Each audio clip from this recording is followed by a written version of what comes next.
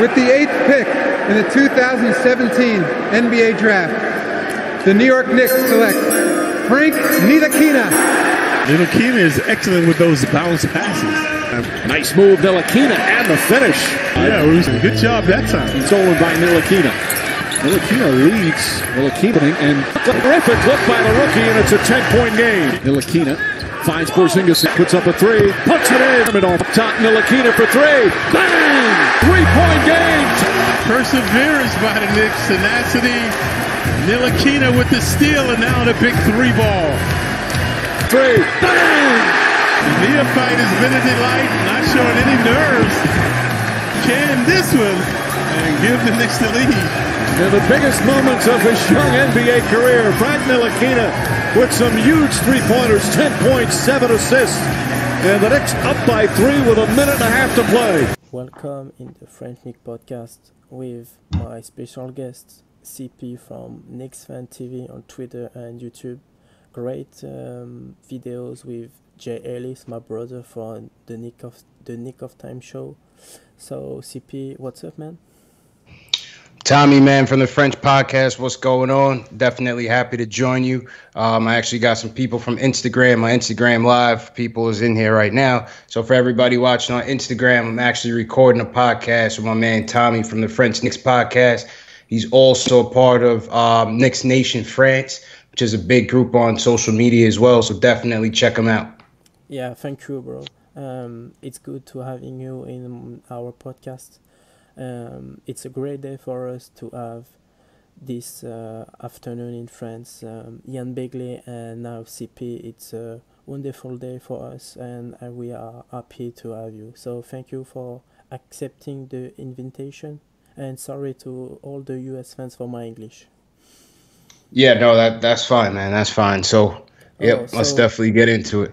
So, first question.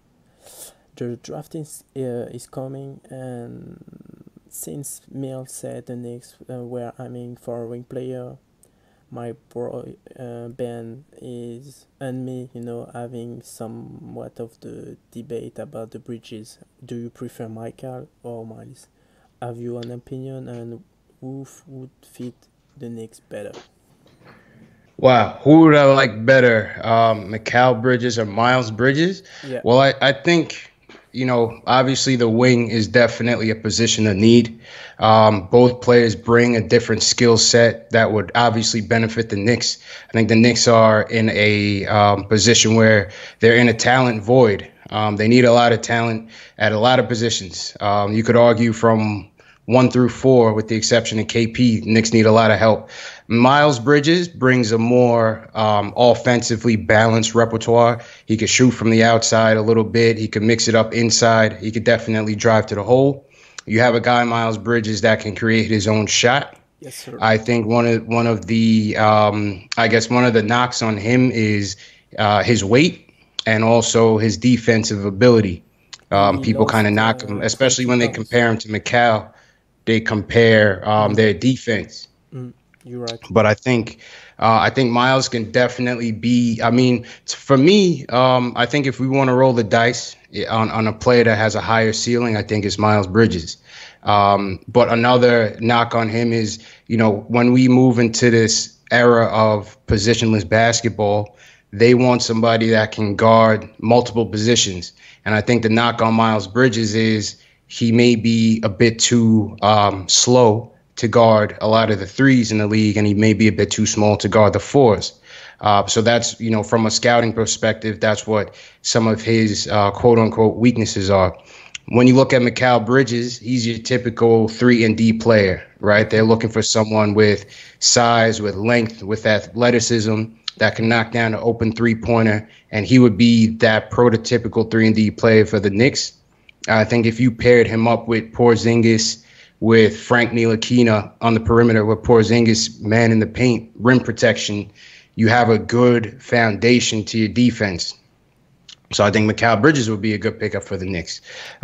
Where he falls, I'm not sure, because I think it's going to come down to the Bulls and the Cavaliers and where they pick and who they pick, where that will determine whether or not we get a shot at Mikal Bridges. I think Mikal Bridges is probably number 1 on the Knicks draft board if I had to guess. And I think if he gets selected, I think Miles Bridges would be next on the list. So what do you prefer, Miles or Michael?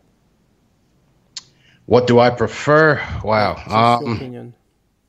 I think I'd rather roll the dice on Miles, to be honest with you, because I think he's a player that can, like I said, offensively he can create his own shot. I don't think he's as bad as a defensive player. Obviously, if you compare him to Mikal Bridges, he's not as good defensively as Mikal Bridges right now.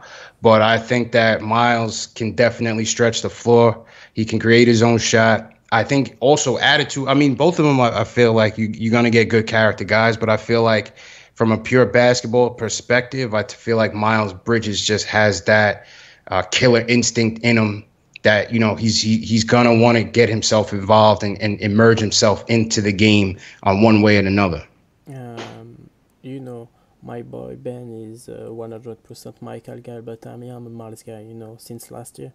Last year he have to be on the draft, you know, but he say I can for another 1 more year, you know, with Tom Izzo. He promised to him, so that's why, you know, he came back to school. But he always said that last year he want to be for the Knicks, with the Knicks. So like you said everything. I think is the same than you, because Miles is more, you know, as a warrior, you know, he's a fighter.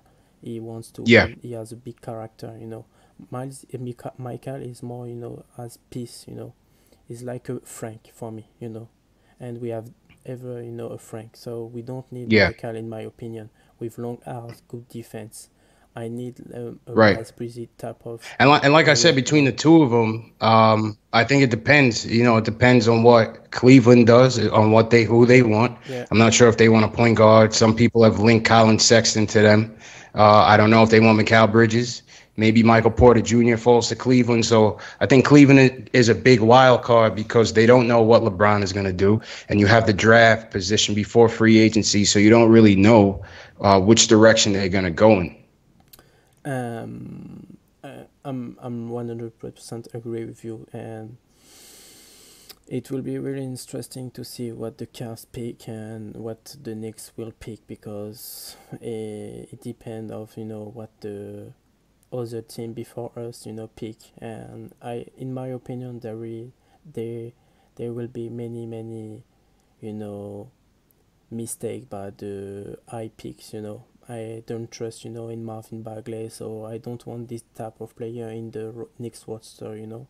What's your opinion about the draft? Because the second question was about Trey Young, but Jan Begley said this afternoon that the Knicks will not draft Trey Young. So my opinion is more about Wendell Carter and Michael Porter Jr. because the rumor said that the Knicks are very, very interesting about these two players. And how do you see these players fitting with our roster? I prefer Wendell Carter personally, but I know MPJ is a really talented player. You know, it's just my opinion, but I want your opinion about Wendell and MPG. Right. So my opinion on Wendell Carter and Michael Porter Jr. I mean, I think if Michael Porter Jr. ever fell to number 9, it's a home run. Yeah, you got to roll the dice and pick him, even though you haven't seen much of him in college.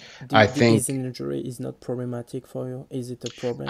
Is his injury problematic? I don't think so. You know, from what we've heard, I don't think it's anything that's going to be a chronic thing. Yeah, a back injury on a player that young who is going to rely on his athleticism, that might be a bit of a risk. And especially from the Knicks' point of view, they can't really afford to take too many risks because they just haven't been getting the draft right, you know, in the last 20 years. So, but I still think you got to roll the dice. If Michael Porter Jr. falls to 9, I think you got to roll the dice on him. We need talent that's going to lift this team up. You know, Mikal Bridges, Miles Bridges, they're great players.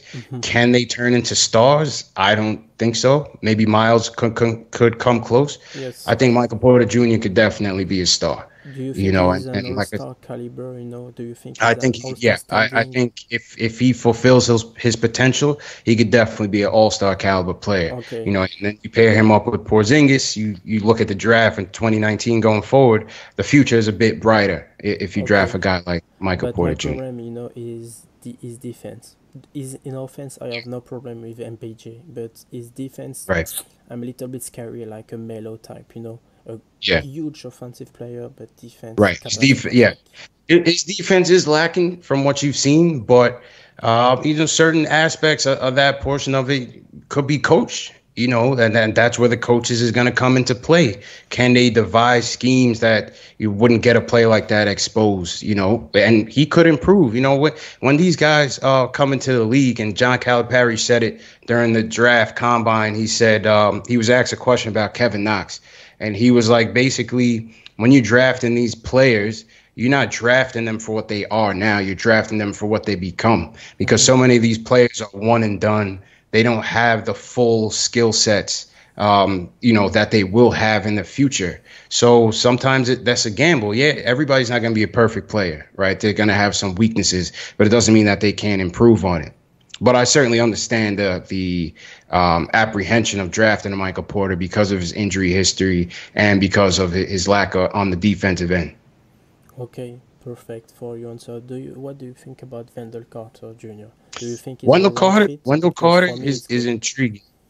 Yeah, I think Wendell Carter is definitely intriguing. They've compared him to an Al Horford. He's a guy in a positionless basketball way that can guard fours, probably fives. He could also shoot. He could shoot the three fairly well. He blocks shots. A lot of people look at when Duke lost Marvin Bagley. They thought that Wendell Carter's stock really improved because he kind of stepped up. He also played well in the tournament as well. So his stock is definitely on the rise.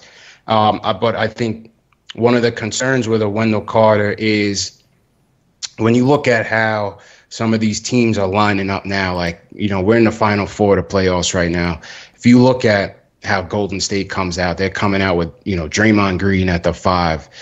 The Celtics are coming out with Al Horford at the 5 sometimes. I saw the Houston Rockets have a lineup of Capella. CP3, Harden. Capella didn't even play for the whole second half for the most part in game You're right. in game 4. So And the it's not to Cavs say with that. Kevin Love at the 5 or Tristan Right, the Thompson. Cavs are playing Kevin Love at the 5 at times. So a lot of these teams are going small. And it's not to say that you have to match up. I think if you have a quality big, you could still play your game and make teams adjust, right? If you have a big that can bang down low and bang guys around, still keep up on the perimeter, but enforce his will in the paint, then I think a guy like a Wendell Carter could definitely fit with the Knicks, right? It just all depends on how versatile he is on the defensive end. Offensively, I think he's fine at the 4. I think that could be Enes Kanter's replacement. Okay, so if there is 3 players for the Knicks at the 9, Wendell Carter, Miles, and Michael, do you take Wendell or Miles? What do you prefer? So who are the 3 players again? Wendell Carter, Michael Bridges, Wendell Carter Jr., and Miles Bridges. The 2 Bridges and Wendell Carter. So the 2 Bridges, if the 2 Bridges and Wendell Carter are sitting there at 9, yes. Who do you? I think I'm still gonna go with Miles Bridges. Okay, like me. I think I'm still gonna go with Miles Bridges. Okay, because I have to say an information for all the person on who listen the podcast and your Instagram. Kanter will opt in at 99%. Ian Begley told us so. We have to pick a 3, so I'm right with your choice, and you're absolutely right. So, Gotcha. Number 3 question is about the free agency. Free agency, okay. Yeah, how do you think the free agency will shape up for the Knicks? Do you think they were in for a major roster, or what kind of move should be expecting? And because the 4 question was about Kanter, but I have the answer about Ian Begley. So can you just speak about the free agency? With free agency, I mean, I wouldn't expect any major moves in free agency in terms of players coming in. Okay. You may see some players leaving. I don't really think of it as a major overhaul per se, but you have to think about it. Enes Kanter could opt out. He's scheduled to make $18 million next year. Mm-hmm. He could opt out trying to get more money. I don't think that would be the wisest move. I predict that he will opt in and then determine his future after next season. Yeah. And for the Knicks, we have no more cap space if Kanter opts in, so it's quite difficult for us. And that's the thing. If Kanter opts in, we won't have the cap space. And that means a guy like Kyle O'Quinn could be gone, right? Kyle O'Quinn's making $4.5 million this season. Obviously, he's due for a raise. So he's going to opt out of his deal and look for more money. I thought he earned it this year. He definitely played well on the defensive end as a backup center. Michael Beasley. We're not sure what Michael Beasley's market is in terms of the teams that are in demand for him. So Michael Beasley could be here. He might not be here. So those are the three primary free agents that we currently have on the roster that could be here or not. But I don't see all three of them returning. I think, like I said, if Kanter comes back, I think both O'Quinn and Beasley may be gone because I don't think the Knicks are going to want to go over the luxury cap when they're still in a rebuild mode. I'm not sure. That's not the wisest move to be paying luxury tax when they're still rebuilding. So I think Enes Kanter will be the first domino to fall in free agency, and that's going to determine the rest of the moves that they make. Other than that, I think that they're going to be looking at upside, young players that they can bring in on the cheap, whether that is undrafted free agents, whether that is a G League player who's currently running the G League circuit, or whether that is a young player who's coming off of his rookie deal for established teams. I saw Kevin McCall was a name from Golden State. I saw Bleacher Report had included his name. Players like that, I think they're gonna want to try to roll the dice on and see if they can find a diamond in the rough. But, even if Kanter opts out, I don't see them spending that much money because 2019 and 2020 free agency are going to be way more important for them going forward. I just want, like you said, young players for the free agency, to help our group of guys to improve, I don't want players like Mike Beasley, Right, yeah. I mean, the thing with Beasley is like, I don't know if he can. He's an offensively talented guy. I don't like his motor. I think his motor has been what it's been throughout his whole career. I'm not sure if he can really change that. I think he can help the team, especially when KP's out from a scoring standpoint. But if we lose him, I wouldn't be upset if he walked. Yeah, you're right. So my next question was about KP, but you see the tweet 1 hour ago about his situation. He was happy about the phone call with Coach Fizz. So I'm so happy, that Fizz, improve his relationship with KP like Onachek didn't do during the 2 years, And so my next question is about young development, about the player and the coaching staff, Yeah, I am a huge Frank fan.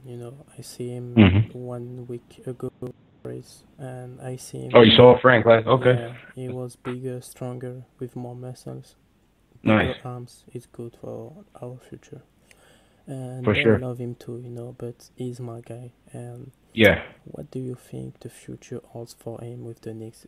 Ben see him, at the combo guard, me as starting point guard pure, Yeah. What do you think? What's your opinion about Frank? Tell us. Well, I think Frank. Yeah, I think I like what I've seen from Frank on the defensive end all year. Mm-hmm. I think offensively he wasn't there yet. That could be youth, that could be inexperience, coming from a different league in France, but defensively, for him to be the number one defensive player in terms of guarding the pick and roll, which is where most teams struggle on the defensive end. I mean, that in itself at 19 years old is a gift. Yeah. And, to have that on our team when perimeter defense and the Knicks had never gone hand in hand in the last 20 years, and we've been terrible on defense from the guard perspective. So I think Frank is definitely going to help us, especially on the defensive end. Where I'm not sure how he'll help us is offensively, because I think it's too early to determine whether or not he's going to be a combo guard or be a point guard.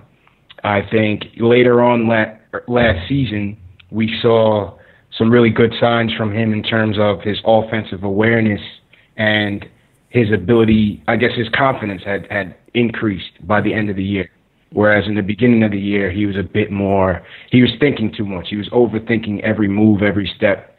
And he was a bit sluggish that way because the game wasn't coming to him in a second nature, like they say. So I think over the years, especially next year, you're going to want to see what Fizdale and the assistant coaches, how they coach him up and what he will translate into.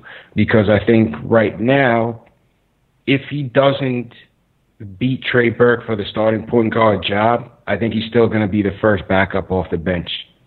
So in your opinion, he's not the starter next year? In the beginning, I don't think he will, because I don't think he has to be able to show that he can facilitate the offense at the 1. If he comes in at the 2, we still have Tim Hardaway Jr. at the 2.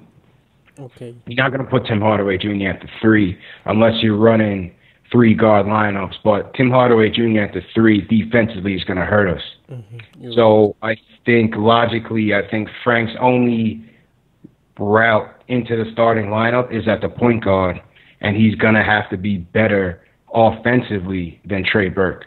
So I think it's going to be a bit difficult. Maybe it might take a few more years. You never know. He could take the jump next year, but I think he has to be able to show that, or else he will be the 6th man for a little while, which isn't necessarily a bad thing. We just have to be patient with his growth and development. But like I said, defensively, he can help us. So I'm not worried about that. Frank is my guy, so I always want to protect him, And yeah. One thing I love about the Knicks fan this year, that they, for the majority, was patient with Frank, because he was the second youngest player of the league. Never forget. Yeah.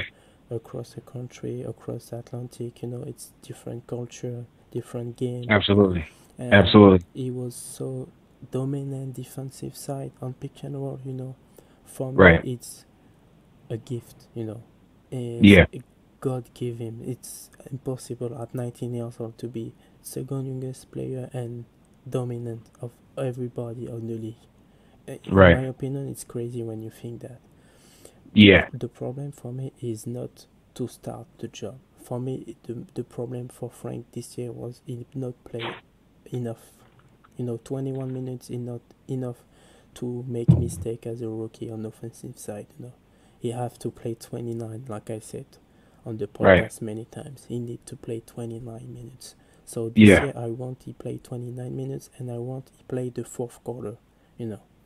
Because with his defense we can win games. With his defense we can win games. So okay for the starting point guard position this year, no problem with that, no problem. But Frank have to play the 4th quarter. You know what I mean? Yeah, absolutely. I think you could definitely point to last year, which I for in a sec, not really playing the young guys, including Frank, including Dotson. I thought he waited a bit too long. I think he went with Jared Jack for a bit too much, and he didn't really, get Frank that valuable experience until maybe later on in the season. I thought Frank, like you said, he should have been in to close out games, to get that end of game clutch experience, and also to be starting. I mean, we really had nothing to lose. Yeah, I mean, I know a lot of people thought that we were on a playoff run, but after we got into that hot home stretch and we sort of cooled off and we went on the West Coast and just all the wheels came off, that's when we should have, switch gears, start playing the young guys, decrease the minutes of Jared Jack and Courtney Lee and Beasley and some of that, and really get Frank, get Dotson, get Cornette in there and give those guys more minutes and let them close out games and get that experience. No, you're right, bro. And in my opinion, like I said all last year, Ownership don't trust in young players, and this is why he lost his job. For me, it's a huge mistake for him, because when you have diamonds like KP and Frank, you have to give them many minutes. Otherwise, is not this year. It was too much pressure. You see on his face, he was a little bit stressed, but he wanted to do good. So. When you have Rambis as an assistant coach who doesn't care about the young players, it's a mistake. You have to help the player to grow. It's important, because you can kill these young players. If you don't help them in the first or 2 years in the league. It's very important. If you help the players, you can have a little European like Giannis Antetokounmpo. Who have, huge improve since he play, in the league. So help the players to grow together, and you can have, a great all-stars in the future. And personally, I trust in Frank more than everybody. So yeah, he'll be fine. I think most of the pressure stemmed from, like you said, the fact that he was inexperienced, he was young. He's coming from a different country, a different league, and coming to New York, where the spotlight is hottest.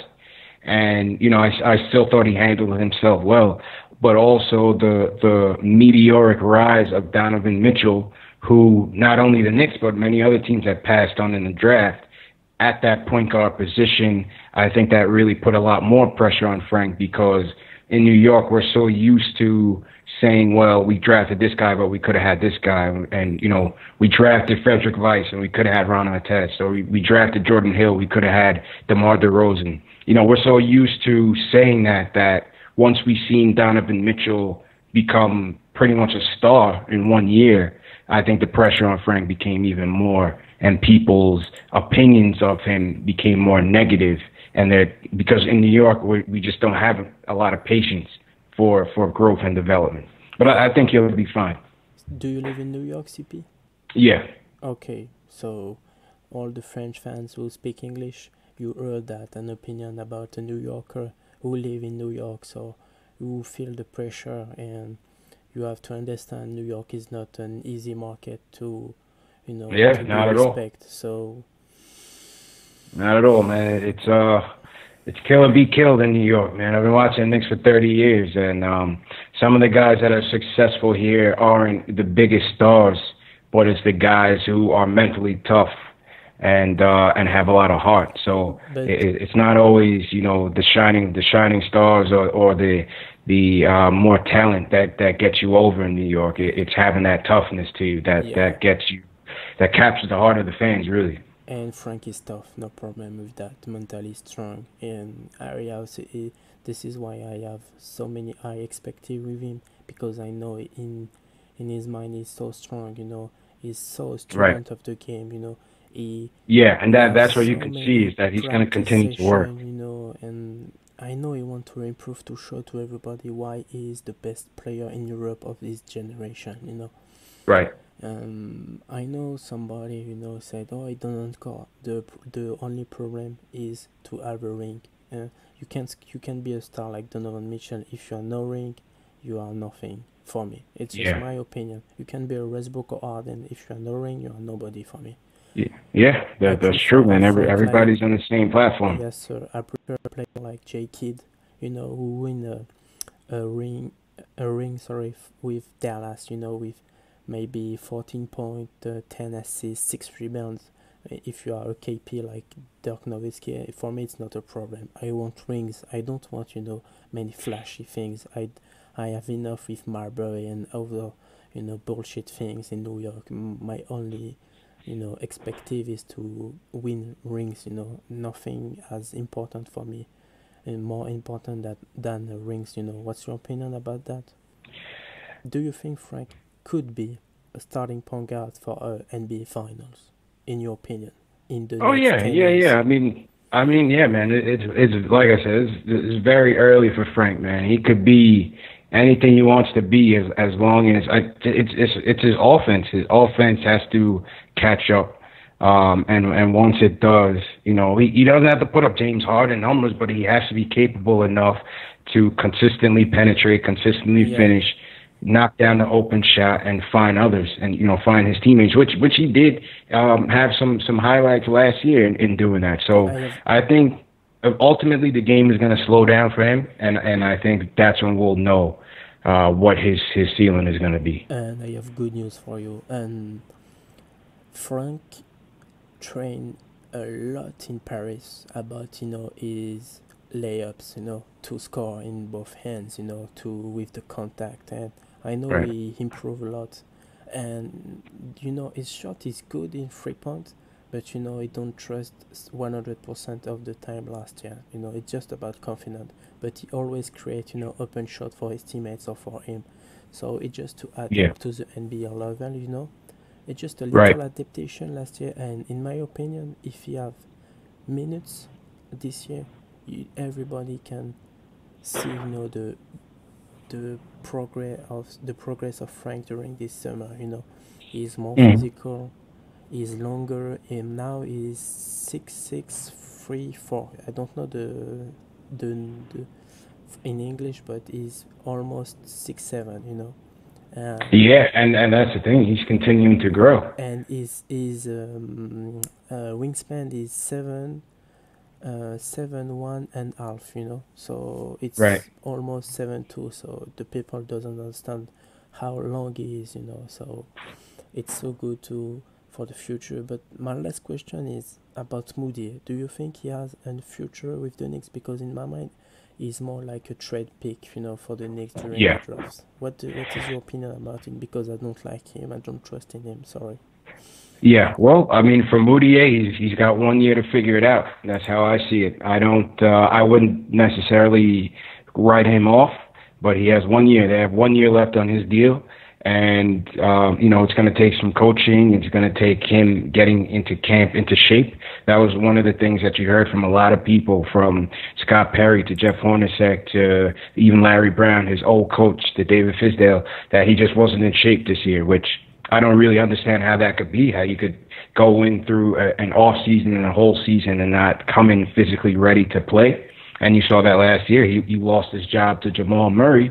And, for a kid at 21 years old, this could be it for him. He has to show improve. So I wouldn't necessarily say that he won't be with the team, but I think it's going to take a lot to show that, he's going to be a keeper.